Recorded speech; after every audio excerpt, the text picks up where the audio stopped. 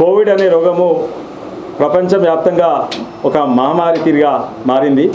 అది భారతదేశం కాదు, చైనా, యూఎస్ఏ, యూకే అంతటా కూడా, ఇటలీలు అంతటా కూడా, మొత్తం యూరోప్ మొత్తము పైలాంచింది.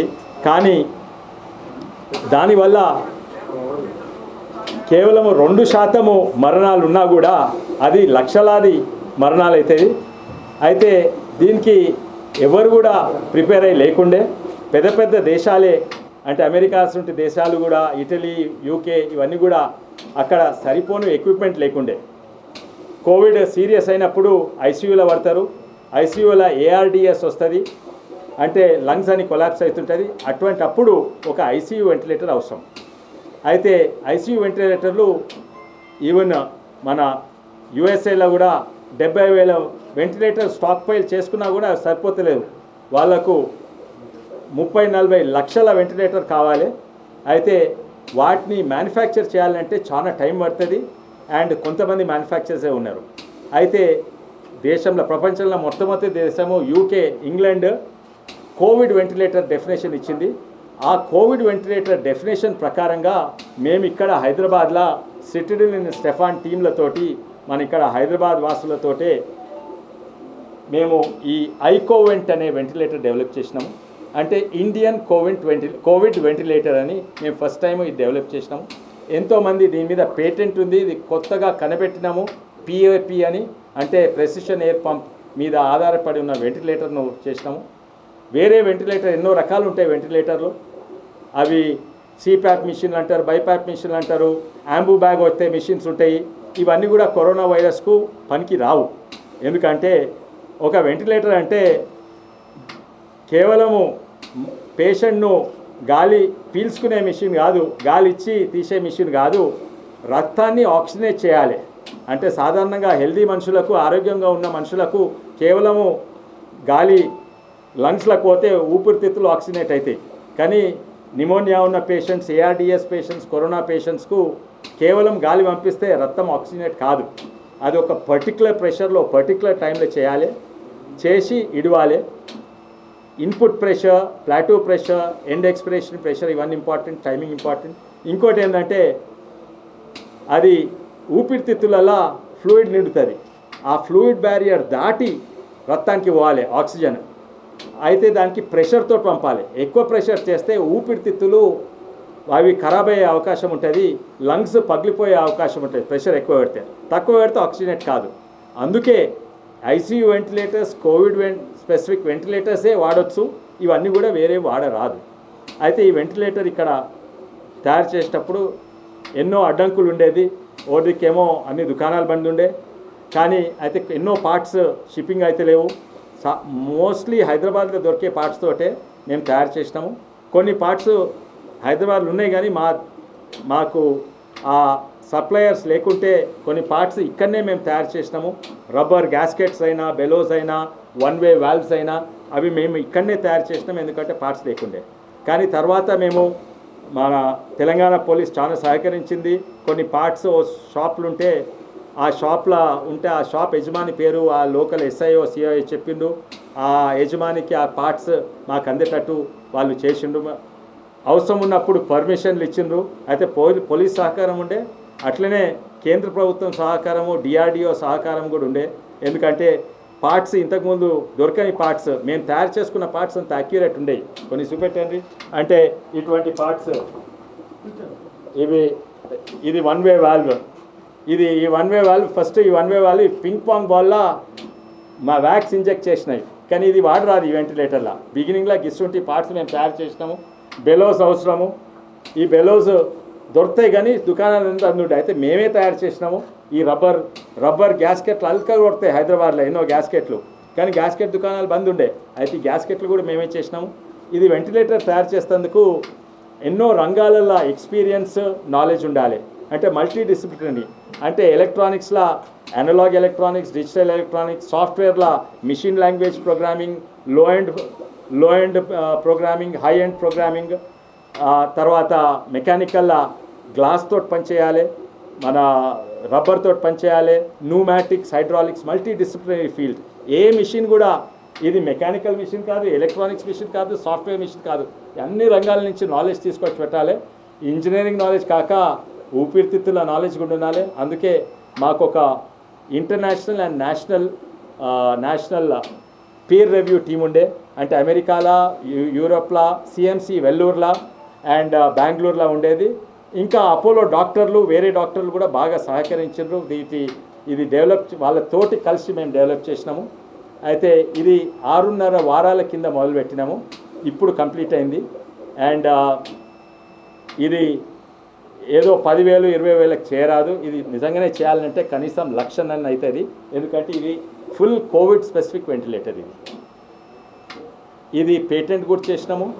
ఇది ఇది మెయిన్ పార్ట్స్ మేము పంపిస్తే దీన్ని వరంగల్లో కూడా అసెంబ్లీ చేయవచ్చు, కోయంబత్తూరులో అసెంబ్లీ చేయవచ్చు, లూధియానా అసెంబ్లీ చేయవచ్చు, ఆఫ్రికన్ డెవలపింగ్ కంట్రీస్లో, డెవలప్డ్ కంట్రీస్లో కూడా దీన్ని అసెంబ్లీ చేయవచ్చు. 2 ఉన్నాయి.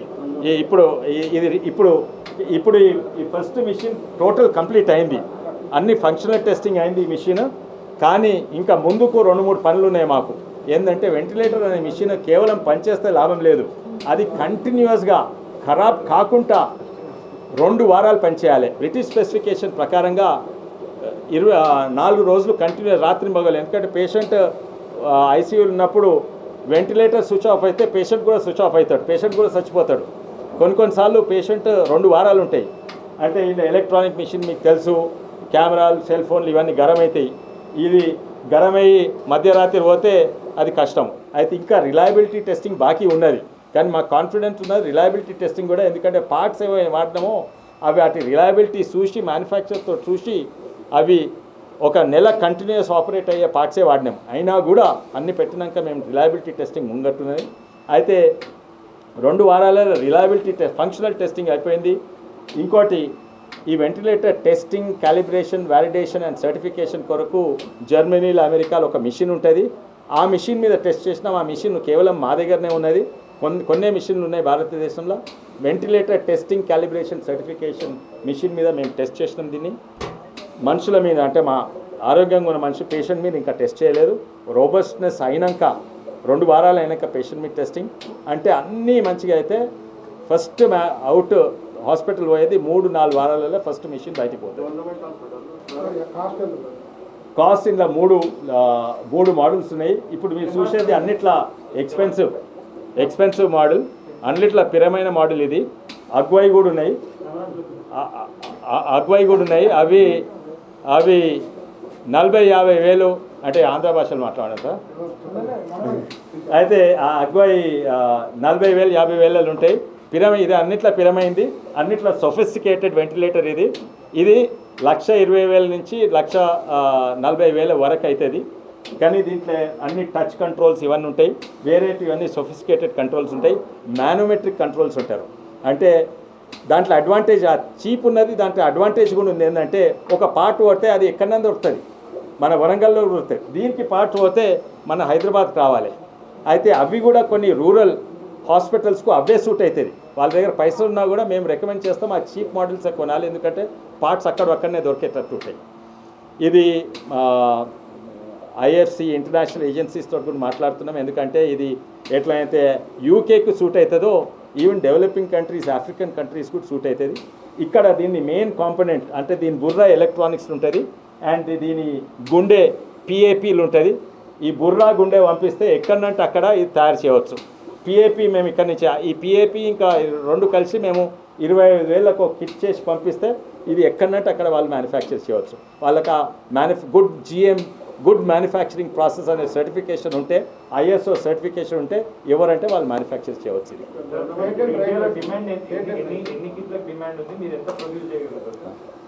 ఇండియాలో డిమాండ్ అంటే మొన్ననే 30,000కు టెండర్ పెట్టిండ్రు. అవి ఆల్రెడీ ఆర్డర్ ఇచ్చిండ్రు.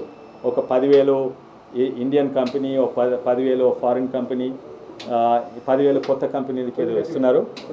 అయితే ఇప్పుడు 30,000 ఉన్నాయి. ఇప్పుడు ఈ క్షణం చూస్తే మనకు సరిపోను వెంటిలేటర్ భారతదేశంలో, తెలంగాణలో ఉన్నాయి.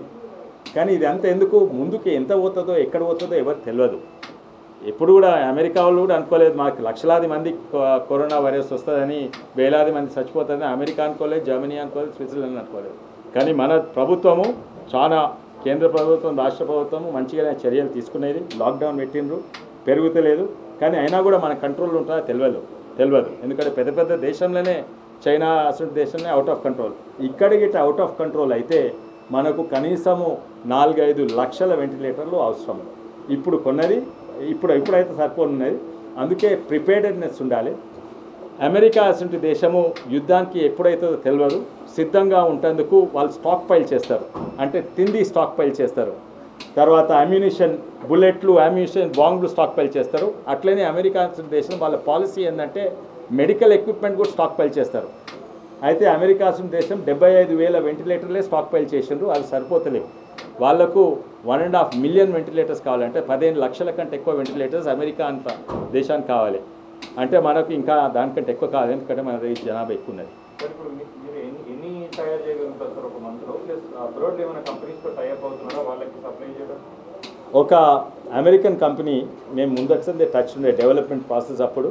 ఇంకొక హైదరాబాద్ కంపెనీ ఇంట్రెస్ట్ చూపెట్టింది.